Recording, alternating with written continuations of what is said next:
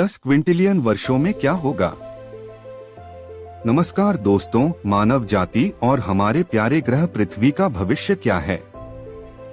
कुछ रिसर्च के बाद हमें अगले 1000, 1 मिलियन और 10 क्विंटिलियन वर्षों तक की भविष्यवाणियों का पता चला। आइए इस यात्रा को एक साथ पूरा करें। अब से 1000 साल भाषाओं के तीव्र विकास के कारण आज का एक भी शब्द जीवित नहीं रहेगा। गामा सेफेई पोलारिस की जगह लेगा, इसलिए हमारे पास एक नया नॉर्थ स्टार होगा। अब से 2000 साल +8 डिग्री सेंटीग्रेड के चरम ग्लोबल वार्मिंग से बर्फ की चादरें पूरी तरह से पिघल चुकी होंगी। ग्रीनलैंड की बर्फ पिघलेगी। क्या आप जानते हैं कि 5125 माया कैलेंडर के अंत का वर्ष है और मायाओं के अनुसार प्रलय का दिन। अगर हम 5125 में बच गए तो 20,000 साल में चेरनोबिल आखिरकार सुरक्षित हो जाएगा। अब से 50,000 साल नियाग्रा फॉल्स गायब हो जाता है। एरी झील से शेष 32 किलोमीटर की दूरी मिट जाती है और जलप्रपात का अस्तित्व समाप्त हो जाता है। +2 डिग्री सेंटीग्रेड के मध्यम ग्लोबल वार्मिंग के साथ ग्रीनलैंड की बर्फ पूरी तरह से पिघल गई। अब से 1 लाख साल आपकी मैकबुक में टाइटेनियम खुरचना शुरू हो जाता है। या तो एक सुपर वॉल्केनो या एक बड़ा जलवायु परिवर्तनकारी क्षुद्रग्रह पृथ्वी को प्रभावित करेगा। आकाशगंगा के माध्यम से पृथ्वी की गति के कारण आकाश में तारे बिल्कुल अलग दिखेंगे। 5 लाख वर्षों में आज के रिएक्टरों में खर्च किया गया ईंधन आखिरकार सुरक्षित हो जाएगा और एक नई ग्लोबल फ्रीज होगी।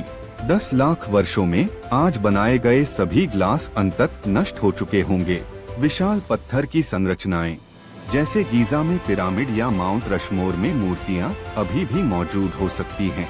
बाकी सब खत्म हो गया है।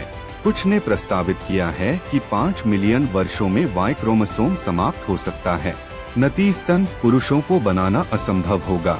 अब से 50 मिलियन वर्ष अफ्रीका मेडिटरेनियन बेसिन को सील करते हुए यूरेशिया से टकरा चुका होगा और हिमालय के समान एक पर्वत श्रृंखला का निर्माण कर रहा है। अंटार्कटिका की बर्फ उत्तर की ओर पलायन करती है और पिघलती है, जिससे समुद्र का स्तर 75 मीटर बढ़ जाता है। उस समय तक पूरी गैलेक्सी कॉलोनाइज्ड हो सकती है। 60 मिलियन वर्षों में पृथ्वी की ऑर्बिट अनप्रेडिक्टेबल हो जाएगी।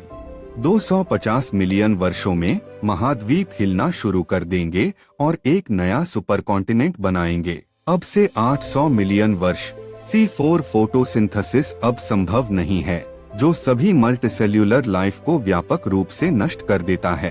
अब से 2 अरब साल पृथ्वी का कोर जम जाएगा और प्लैनेट घूमना बंद कर देगा।